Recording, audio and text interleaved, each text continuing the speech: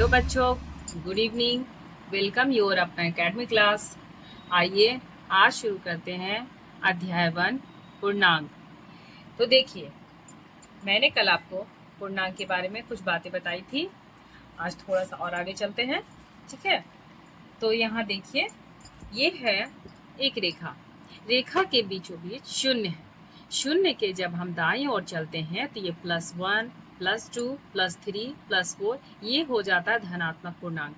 उसी तरह से शून्य के जब हम बाईं ओर चलते हैं तो ये हो जाता है हमारा ऋणात्मक पूर्णांक, यानी कि -1, -2, -3, -4, -5, -6।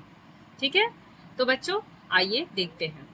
जब +8 रहेगा, +4 रहेगा, तो ये जब दो धनात्मक रहेंगे अंक, तो यहाँ पे धनात्मक में +8 बड़ा हो जाता है हमारा। और जब यही आ जाता है हमारा, जब ऋणात्मक में माइनस में रहता है, तो हमारा छोटी संख्या जो होती है वो बड़ी हो जाती है। देखिए, जिस तरह से शून्य के बाद यहाँ पे -1, -2 इस तरह से घटते चली जाती है। जिस तरह से -1 से छोटा, -2 से छोटा, -3 छोटा, -4 से छोटा, -5।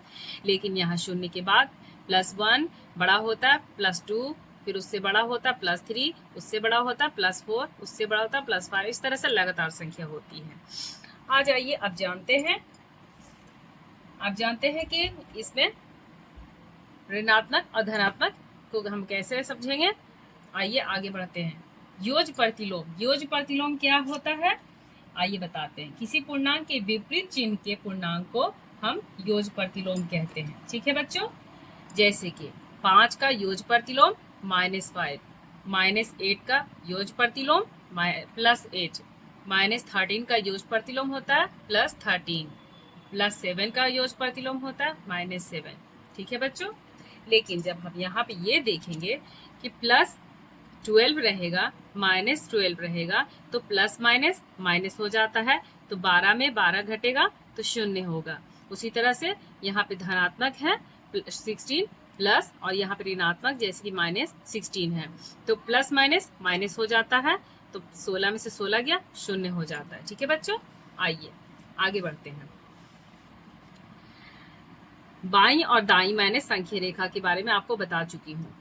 एक धनात्मक पूर्णांक को जोड़ते हैं तो दाईं ओर चलते हैं। देखिए बच्चों, इससे पहले हम कुछ सॉल्व कर लेते हैं क्वेश्चन आंसर। ठीक है बच्चों, आइए समझते हैं।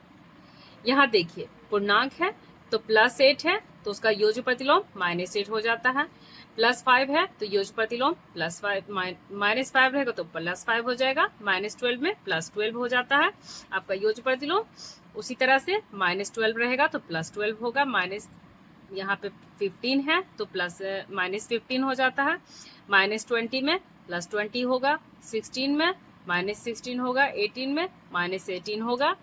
जब देखिए यहाँ पर 8 में से हम प्लस माइनस माइनस हो जाता है, तो 8 में से 8 चला जाता है तो हमारे 0 आता है। या यूँ समझ लीजिए जैसे कि आपके पास 8 रुपये था, आपने 8 रुपये खर्च कर दिए तो आपके पास 0 रुपये बचे। उसी तरह से -5 रहेगा, अब plus minus plus plus minus हो जाता है, तो -5 और 5 में घट करके 0 आ जाता है। उसी तरह से -12 +12 में 0 आता है, +15 -15 से 0 हो जाता है।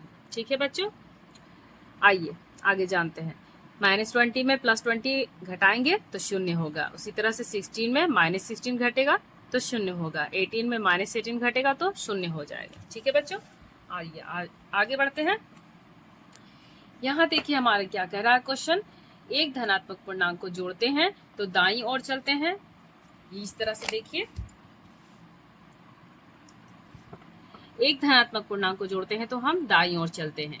इस तरह से +5 रहेगा, यानी कि हमारा धनात्मक रहेगा, और एक +1 हम धनात्मक एक और ले लेते हैं तो दोनों जुट करके हमारा धनात्मक ही आता है। अगर ये ऋणात्मक में रहेगा यानी -3 रहेगा और +1 धनात्मक में रहेगा तो ये दोनों क्या होगा, घट जाएगा। ठीक है बच्चों, तो -3 जो होता है बड़ी संख्या है, इसके आगे माइनस का चिन्ह है, इसलिए हम इसे -2 हम माइनस का चिन्ह हम 2 के आगे देंगे। ठीक है बच्चों, आइए अब 2 जानते हैं, सेकंड वाला। एक ऋणात्मक पूर्णांक को जोड़ते हैं तो बाईं ओर चलते हैं, जैसे कि +5 में -5 यानी कि धनात्मक में एक ऋणात्मक जब हम घटाएंगे तो यहाँ पर 5 में से 1 चला जाएगा तो 4 आ जाएगा, लेकिन यहाँ पर बड़ी संख्या आगे प्लस है, इसीलिए हम प्लस का निशान लगाते हैं। ठीक है बच्चों, जैसे देखिए 5 में से 1 गया 4। ठीक है बच्चों, प्लस यहाँ पे रहता है लेकिन हमें लिखना जरूरी नहीं होता है। ठीक है बच्चों, आइए देखते हैं आगे। एक और एग्जाम्पल ले लेते हैं। -5 रहेगा तो उसमें से हम -1 देंगे, तो जब इन दोनों को देखते हैं प्लस माइनस क्या होता है, प्लस हो जाता है बच्चों। ठीक है, तो 5 में से 1, जब 5 में हम 1 जोड़ते हैं तो क्या आता है हमारा 6 आ जाता है, लेकिन बड़ी संख्या के आगे हमारा माइनस है, माइनस का चिन्ह है, तो हम यहाँ पर माइनस का चिन्ह देते हैं। ठीक है बच्चों, चलिए आगे बढ़ते हैं। आगे बढ़ते हैं बच्चों। अब देखिए, एक धनात्मक पूर्णांक को घटाते हैं तो बाईं ओर चलते हैं, और एक ऋणात्मक पूर्णांक को घटाते हैं तो दाईं ओर चलते हैं। मैंने ये आपको बता चुकी हूँ। आइए आगे बढ़ते हैं। बताइए कि निम्नलिखित कथन में कौन सही अथवा गलत है। जो कथन गलत है उनको सही कीजिए। तो पहला हमारा क्या कह रहा है क्वेश्चन, जब दो धनात्मक पूर्णांक को जोड़ा जाता है तो हमें एक धनात्मक पूर्णांक प्राप्त होता है। ठीक है बच्चों, ये सत्य होगा। कैसे होगा, आइए इसको सॉल्व करते हैं। ठीक है बच्चों, देखिए हमारे ये पहला एग्जाम्पल है। जैसे हम कोई अंक ले लेते हैं, ठीक है, धनात्मक में, यहाँ पर दोनों धनात्मक रहेगा तो हमारा क्या होगा, इसमें 16 होगा। जैसे कि +12 और +4 में जब हम दोनों को ऐड करते हैं तो ये हमारा धनात्मक आता है, इसलिए हमारा ये क्वेश्चन सत्य है। ठीक है बच्चों, हमारा ये क्वेश्चन सत्य है। अब देखिए, जब दो ऋणात्मक पूर्णांकों को जोड़ा जाता है तो हमें एक धनात्मक पूर्णांक प्राप्त होता है, ये असत्य है। कैसे है, आइए सॉल्व करके देखते हैं। सेकेंड का, जैसे हम कुछ अंक ले लेते हैं, ठीक है बच्चों, -4 प्लस -8, यानी कि ये ऋणात्मक हो गया, ये भी ऋणात्मक है। हमारा क्वेश्चन यही कह रहा था, जब दो ऋणात्मक पूर्णांकों को जोड़ा जाता है तो दोनों ऋणात्मक है हमारा, तो जब दोनों को जोड़ते हैं तो 8 4 कितना होता है, 12 होता है। तो ये इसके आगे देखिए, बड़ी संख्या के आगे माइनस है तो हम माइनस का चिन्ह देते हैं। ठीक है बच्चों, तो हमारा ये कथन क्या होगा, असत्य होगा। क्यों, क्योंकि प्लस माइनस माइनस होता है तो 8 में से 4 घट जाएगा, ये कथन गलत हो जाता है। ठीक है बच्चों, आइए तीसरा देखते हैं। मैं 3 का बता रही थी आपको। जब एक धनात्मक पूर्णांक और एक ऋणात्मक पूर्णांकों को जोड़ा जाता है तो हमेशा एक ऋणात्मक पूर्णांक प्राप्त होता है, तो क्या ये हमारा सत्य होगा या असत्य, ये असत्य होगा। आइए देखते हैं। देखिए मैंने यहाँ पर सॉल्व कर दिया है। -8 में मैंने +20 दिया, यानी ये ऋणात्मक, और एक धनात्मक को जब मैं जोड़ती हूँ तो यहाँ पर +12 प्राप्त होता है। ठीक है, एक और एग्जाम्पल मैंने लिया है, जैसे कि +5 और -50, यानी कि ये धनात्मक है और ये ऋणात्मक है, तो जब इन दोनों को घटाया जाता है तो आपका आंसर क्या होता है, -45 होता है। तो ये प्लस में भी, यानी कि धनात्मक में भी आता है और ऋणात्मक में भी आ सकता है। आइए चौथा का देखती हूँ। चौथा का हमारा ये कह रहा है, एक सॉल्यूशन बताया गया है, यहाँ पर समीकरण दिया हुआ, इसे हमें हल करके देखना होगा कि सत्य है या असत्य है। चलिए चौथा का मैं पहले क्वेश्चन उतार लेती हूँ। ठीक है बच्चों, -4 -8 12 -18 5 -13, क्या ये हमारा सही है या गलत है, हमारे ये देखना है, मुझे देखना है ये सत्य है या असत्य। ठीक है, तो मैं पहले आपको सॉल्व करके बताती हूँ। सब पहले प्लस को मैं एक जगह कर दूंगी और सारे माइनस को मैं एक जगह करती हूँ। ठीक है, तो मैं सबसे पहले प्लस को एक जगह करती हूँ।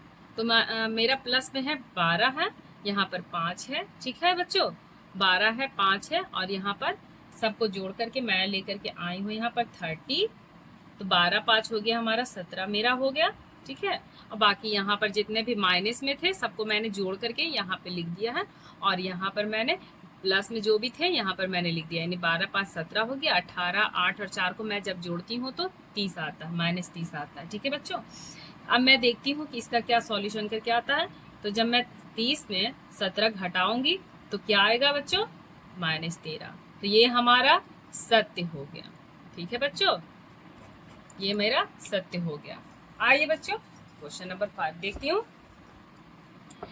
-10 + 3 = 10 - 3, क्या ये हमारा सत्य है या असत्य है? देखिए -7 बराबर 7, ठीक है बच्चों।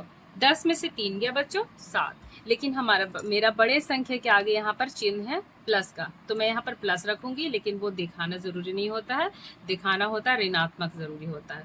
लेकिन यहाँ पर मेरा माइनस आया है, ठीक है बच्चों, क्योंकि बड़ी संख्या के आगे यहाँ पर माइनस था मेरा, तो यहाँ पर 7 आया है, और मैं जब इसको सॉल्व करती हूँ तो 7 आता है, तो इसकी वजह से ये असत्य हो जाता है। फिर ये मेरी 6 की आती है क्वेश्चन की बारी। ये मेरा समीकरण है, बता रहा है कि ये दोनों बराबर नहीं है, ठीक है। देखती हूँ मैं 5 का तो मैंने आपको बता दिया है, ठीक है। 6 का बताती हूँ मैं। 6 का मेरा क्वेश्चन पहले है, क्वेश्चन मैं उतार लेती हूँ, फिर मैं बताऊंगी कि सत्य है या असत्य है। पहले मैं ये सॉल्व करती हूँ, ठीक है। मेरा 8 ये है, और ये हो गया माइनस माइनस प्लस हो जाता है, तो 7 4 कितना होता है बच्चों?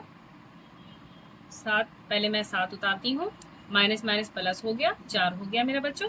और यहाँ पे 8 7 कितना हो जाता है बच्चों? 12। ये जब घटेगा, यानी कि 8 में से 4 गया 12 हो गया बच्चों, और 7 वहीं पर उतर गया, ठीक है। 8 और 4 को मैंने जोड़ दिया है, -7 वैसे ही उतार दिया है, तो 12 में से 7 गया बच्चों, मेरा आंसर क्या आ गया? 5। अब मैं ये सॉल्व करती हूँ, ठीक है बच्चों।